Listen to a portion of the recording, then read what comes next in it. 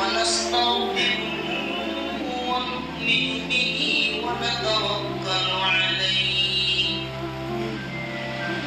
ونعوذ بالله من شرور أنفسنا ومن سيئات أعمالنا من يهد الله فلا مضل له ومن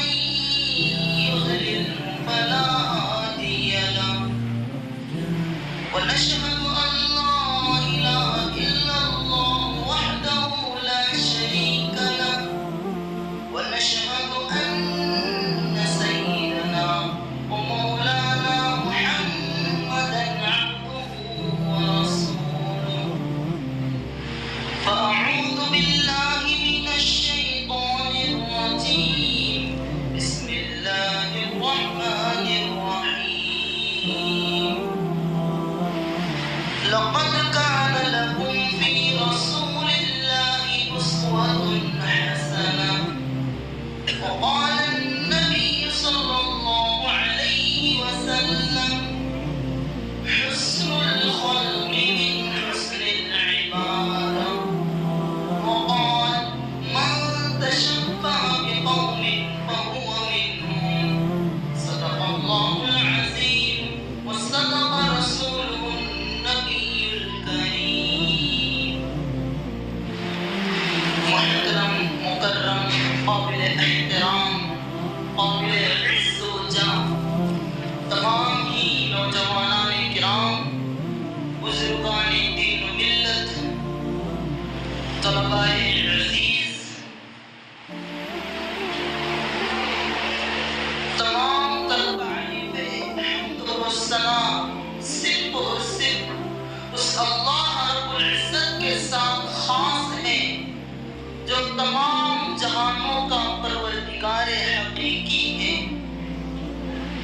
وہ مالک ہے جہاں بھر کا وہی قسمت بناتا ہے وہ مالک ہے جہاں بھر کا وہی قسمت بناتا ہے نصیبوں میں لکھے جس کے اسے در پر بلاتا ہے بعد از درود و سلام نازل ہو جناب نبی کریم صلی اللہ علیہ وسلم پر جو آقا مدنی تاجدار مدینہ حبیب کبریا خاتم النبیین صلی اللہ علیہ وسلم ہے کہ وہ محمد بھی احمد بھی حامد بھی محمود بھی وہ محمد بھی احمد بھی حامد بھی محمود بھی حسن مطلق کا وہ شاہد بھی مشہود بھی علم حکمت میں وہ غیر محدود بھی اللہ رب العزت نے اس ساری دنیا کو ساری کائنات کو بنایا آسمانوں کو زمینوں کو بنایا اور اس کے اندر پائے جانے والی ساری مخلوقات کی تخلیق کی اس کو کریٹ کیا تو ایک اہم مقصد کے تحت ان تمام چیزوں کی تخلیق کی ہم اس دنیا کے اندر ہمارا کوئی کام بغیر کسی مقصد ریزن اور سبب کے نہیں کرتا تو پھر مجھے بتائیں کہ کس طرح اللہ رب العزت یہ پوری دنیا اس کا نظام دنیا کے اندر یہ سارے لوگ اللہ تبارک و تعالی بغیر سبب کے اور بغیر کسی وجہ کے کیوں پیدا کریں اللہ تعالیٰ نے ساری کائنات میں ہر چیز کو تمام انسانوں کو ایک اہم مقصد کے تحت اللہ تبارک و تعالیٰ نے پیدا کیا ہے اس کی تخلیق کی ہے جب اللہ تعالیٰ نے یہ دنیا کو بنا دیا اب ان دنیا والوں کو اپنے مقصد کی سمجھ کے لیے اور دنیا والوں کو ان کے پیدا کیے جانے کا مقصد بتانے کے لیے اور اللہ تبارک و تعالیٰ کی پہچان کرانے کے لیے اللہ تعالیٰ نے اپنے نبیوں کو اس دنیا کے اندر بھیجا اپنے میسنجرز کو اس دنیا کے اندر اللہ تبارک و تعالیٰ نے بھیجا اور ان نبیوں نے لوگوں کو اللہ تبارک و تعالیٰ کی پہچان کرائی اللہ تبارک و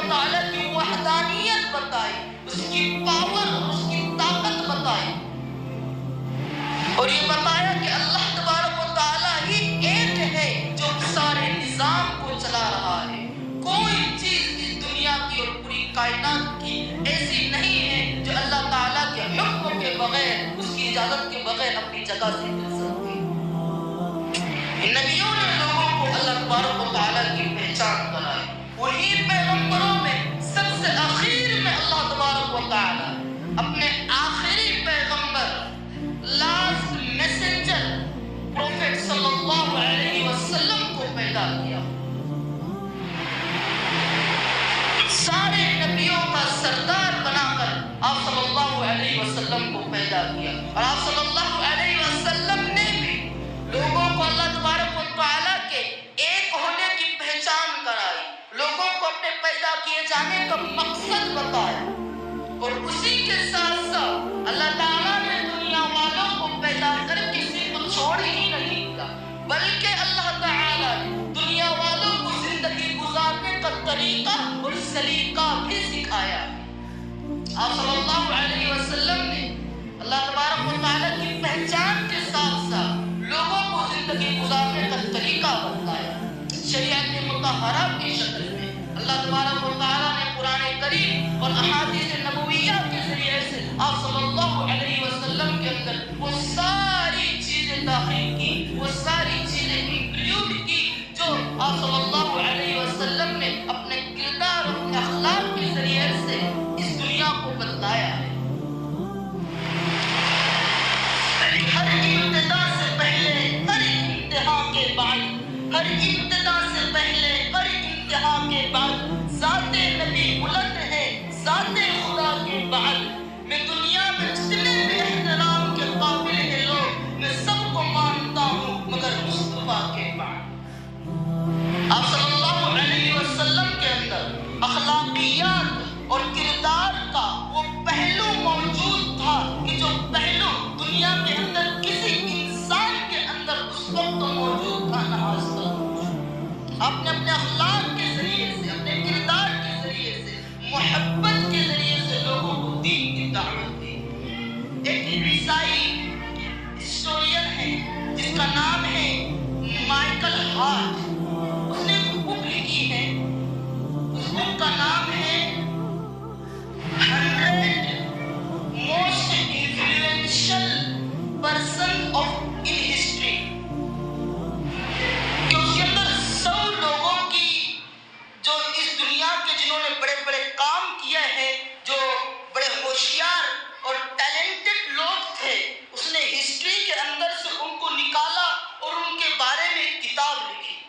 ان کی پوری حیات زندگی کو اس کتاب کے اندر انکلوڈ کیا، اس کتاب میں ڈالا۔ تو اس کتاب کے اندر سب سے پہلے نمبر پر اس نے آپ صلی اللہ علیہ وسلم کا نام درج کیا۔ ان 100 لوگوں کی فہرست میں سب سے پہلے انہیں آپ صلی اللہ علیہ وسلم کو ڈالا۔ جب لوگوں نے اس سے پوچھے، جبکہ وہ مسلمان نہیں تھا، وہ ایک عیسائی کرسچن تھا، جب اس سے پوچھا گیا تو اس نے بتایا، اور شاید کہ اس نے اس کتاب میں خود لکھا ہے، اس نے کہا کہ میں نے اس لیے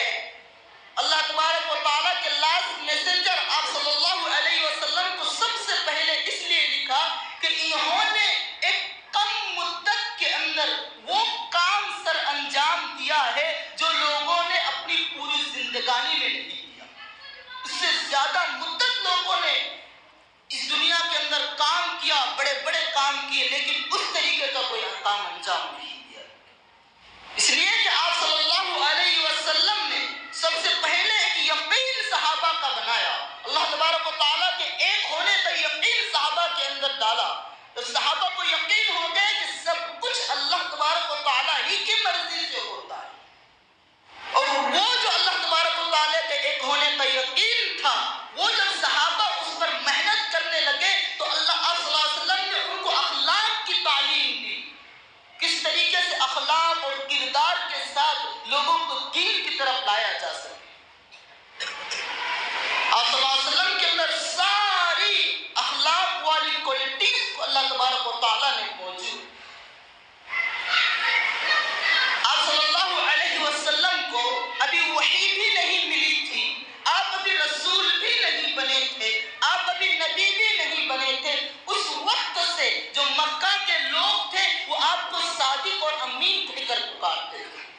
اللہ تعالیٰ نے آپ کو بالکل سچا، ٹروتھفل اور بالکل امانت دار، ٹرسٹ وردی، بالکل پاک اور صاف تمام تر گناہوں سے سچا اور امانت دار بنایا تھا۔ ابھی آپ کو نبوت نہیں ملی تھی، سارے مکہ کے لوگ، یہاں تک کہ عرب کے کئی علاقوں کے لوگ آپ صلی اللہ علیہ وسلم کو سب سے اچھا انسان سمجھتے تھے۔ آپ صلی اللہ علیہ وسلم کے پاس لا کر اپنی امانتوں کو رکھتے تھے، ایک امانت دار اور سچا انسان سمجھتے تھے۔ یہ امانت داری اور سچائی آپ صلی اللہ علیہ وسلم کے اندر موجود تھی کہ ایک بڑھیا ایک دن کچھ بوجھ اٹھا کر لے کر جا رہی ہے، آپ صلی اللہ علیہ وسلم اس بڑھیا کے پاس آتے ہیں، اس کے پاس سے وہ بوجھ لے لیتے ہیں اور کہتے ہیں کہ اماں جان میں یہ بوجھ آپ کے گھر تک پہنچا دیتا ہوں۔ جب یہ خدمت آپ نے اپنے اخلاق کے ذریعے سے اس بڑھیا کی تو اس بوڑھی عورت نے یہ کہا کہ بیٹا میں آپ کو ایک نصیحت کرتی ہوں، آپ نے جو میری خدمت کی اس وجہ سے۔ اس نے کہا کہ بیٹا ہمارے شہر میں محمد نام کا ایک ایسا شخص ہے جو لوگوں کو اپنے باپ داداؤں کے دین سے دور کر رہا ہے۔ بیٹا تجھ کو چاہیے کہ اس محمد نامی شخص کی باتوں میں نہ آنا، اپنے باپ داداؤں کے دین کو نہ چھوڑنا۔ آپ صلی اللہ علیہ وسلم نے اس بوڑھی عورت کی تمام باتیں سنی اور پھر کہا کہ امی جان میں ہی وہ محمد ہوں جو لوگوں کو حق کے راستے کی طرف بلا رہا ہوں، اللہ کے راستے کی طرف بلا رہا ہوں۔ جس بوڑھی عورت نے کہا کہ وہ محمد اگر آپ ہے، آپ اگر ایسے انسان ہیں جس کے اندر اتنی اخلاقیات اور اتنا پیارا کردار ہے آپ کا کہ آپ نے میری مدد کی ہے، میرے بوجھے کو اٹھایا ہے، اگر آپ کے اتنے اچھے اخلاق ہیں تو ہرگز آپ جھوٹے نہیں ہو سکتے، آپ بھی سچے پیغمبر ہیں۔ اور وہ بوڑھی عورت اس وقت جگہ پر مسلمان ہو۔ آج ہم غور کریں پوری دنیا کے اندر، اس دنیا کے ٹیلنٹڈ لوگ، ایجوکیٹڈ لوگ آج اسلام کو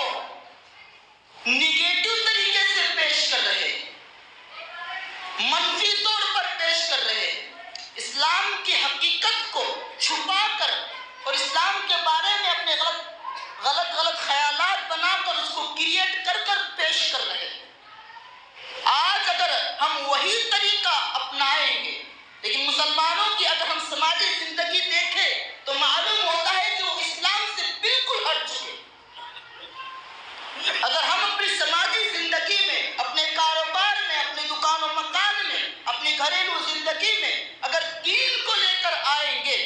تو آپ صلی اللہ علیہ وسلم نے جو اس وقت اس بوڑھی عورت کے ساتھ پورے اخلاق کے ساتھ اس کی مدد کی تھی اور وہ مسلمان ہو گئی تھی، اگر مسلمان بھی اس اخلاق اور اس کردار کے ساتھ زندگی گزارنا شروع کرے تو آج بھی پوری دنیا مسلمان ہو سکتی ہے اور اسلام پر آواز اٹھانے والوں کی زبان خاموش ہو سکتی ہے۔ لیکن آج میں حقیقت بیان کر رہا ہوں کہ ہم نے اسلام کو صرف داڑھی ٹوپی کا نام مسلمان رکھ دیا، صرف 5 وقت کی نماز کا نام مسلمان رکھ دیا، صرف رمضان کے روزوں کا نام مسلمان رکھ دیا، صرف حج زکوٰۃ کا نام مسلمان رکھ دیا۔ اپنے کاروبار سے، اپنی سماجی زندگی سے، اپنے بچوں کی تربیت سے، اپنے گھر سے، اپنے رشتہ داروں سے، ہر جگہ سے اسلام کا نام و نشان ختم کر دیا۔ ہم کو چاہیے کہ ہم زندگی کے ہر پہلو میں اسلام کو لے کر آئے، اسلام کے مطابق زندگی گزاریں۔ اس دنیا کے اندر کئی لوگ ہیں جنہوں نے زندگی گزارنے کے قانون اور رولز بنائے اور ان رولز کے تحت لوگ زندگی گزار رہے ہیں۔ کئی بڑے بڑے ہوشیار لوگ تھے جنہوں نے قانون بنایا اور وہ قانون لوگوں کو دیا کہ تم اس قانون کے مطابق زندگی گزارو۔